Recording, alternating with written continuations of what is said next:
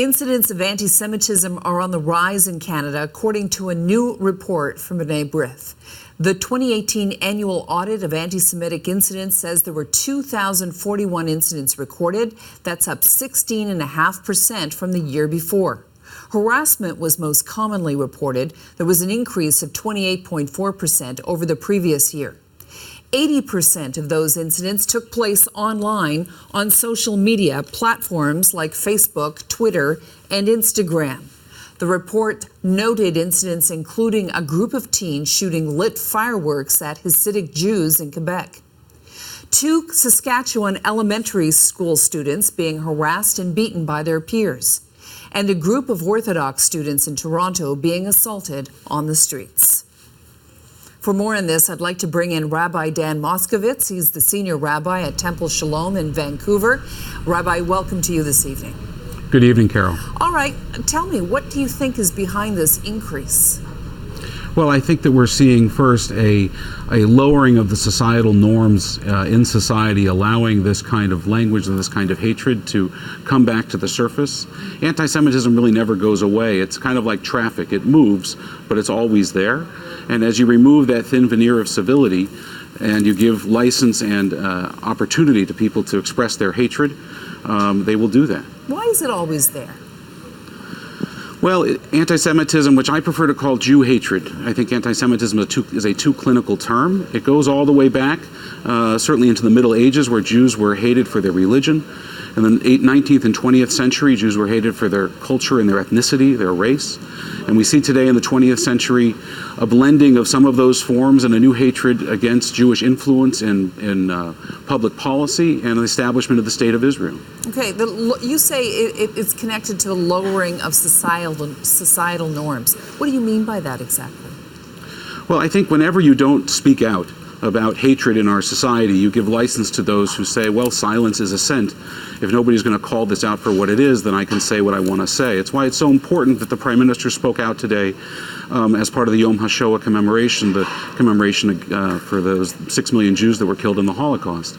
That when people in positions of power and authority say that we can't have that kind of hate and that kind of language in our country and our social discourse, then others will follow, hopefully, that example. Yeah, I wonder, though, if a lot of people get their cues from what's happening in the United States rather than here in Canada. Well, I think that that's possible, and I think that I kind of compare it in some ways to climate change and extreme weather. We can't pin the cause of any one particular storm on climate change, but we do know that climate change creates the environment for severe weather. And so I think that you have a climate in the United States that has created sadly, the environment for things like Poway and Pittsburgh to happen. What is that climate? Do you think it's led by the President of the United States? You know, I think that he plays a role, but truthfully, there is anti-Semitism on the left and the right. There is certainly a right-wing extremism that tends to be more violent, and that seems to have supporters amongst a certain group that find the president, although if you read the manifestos of these 2 terrorists, they weren't apparently particular fans of the President of the United States. But within that group, there is certainly a championing of him, but also on the extreme left, in a sense that Israel doesn't have a right to exist as its own country, as a Jewish state. Yeah. What are you hearing from members of your community about their concerns? Well, you know, I think that as Jews we grow up with our radar always on. There was always a sense that it could happen again. In fact, that's the watchword of Holocaust commemoration, which is never again. And so there is an awareness, there is a sense of familiarity with this, and also shock that we are in Canada, we're in the year 2019, and that this age-old hatred is still taking place amongst our people. Yeah. So why is there a sense of shock? Because we started out this conversation, you saying it's always been there underneath the veneer of civility. So what is the shocking part of it now? Well, you know, I guess the shocking part is that we would hope that we have learned from our mistakes as a society, as a human beings. George Santayana, the philosopher, famously said, "Those who don't study history are bound to repeat it." And we have studied history as a people, not just a Jewish people, of course, but as a Canadian people, and as modern people. And we know the causes of the Holocaust. We understand the role that totalitarian dictatorial regimes can have in fostering hate to gin up support for their extremist views, not only within against Jewish communities and Jews, but around the world. We see that in right-wing governments. You would think we've learned from this by now. So that's the shock. Yeah. So what can be done about it? Well, I think that it's important that we continue to educate. I think that anti-Semitism, Jews, people that hate Jews, they are born and created out of the fostering of these false narratives, these historical tropes and stories that are told about Jews somehow having some subversive power. So we need to attack that at the very core. And we need to also bring people together in multicultural, multi-religious dialogue so that we are not other to each other, but that we have understanding and shared commonality and hopefully shared purpose. Yeah. Does that dialogue have to take place online where so much of the harassment, not only of Jews, but of women, I mean, women are going through this as well, other groups, people who are being really targeted, I mean, what role can social media play in helping to alleviate this problem? You know, I think actually social media is at part of the problem.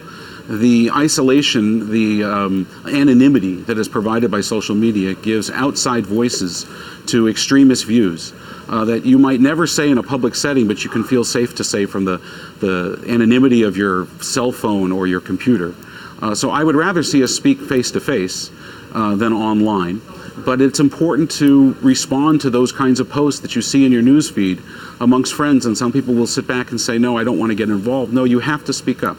Silence is assent. If you tolerate racism, anti-Semitism, hatred against any one group, it will come back to your group as well at some point. How do you speak up? What do you think people should say? Give me an example of the kind of thing that somebody might see in their feed, and then how they might be able to respond to that.